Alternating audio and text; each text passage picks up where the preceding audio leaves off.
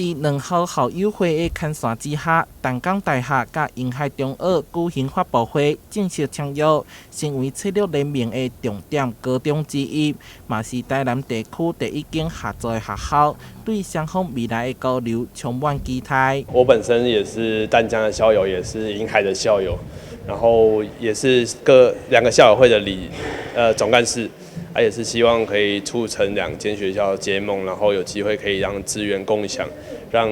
南部的小孩可以有机会去认识到北部的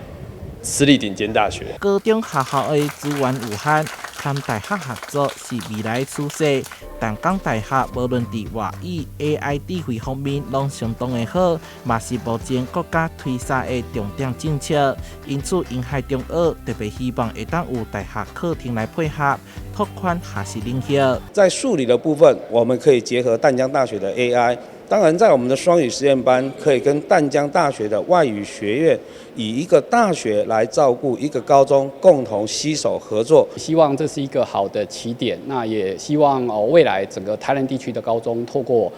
这样子的一个管道，让可以多了解整个淡江大学在整个学科部件上的一个优势。淡江大学嘛会当因应联名高中的需求协助发展。提供英海中学相关课程教学、升学讲座、参访、数位资源分享、甲国际交流等经验，让台南的学生接触到北部学习管道，提升整体竞争力。台南新闻社会采访报道。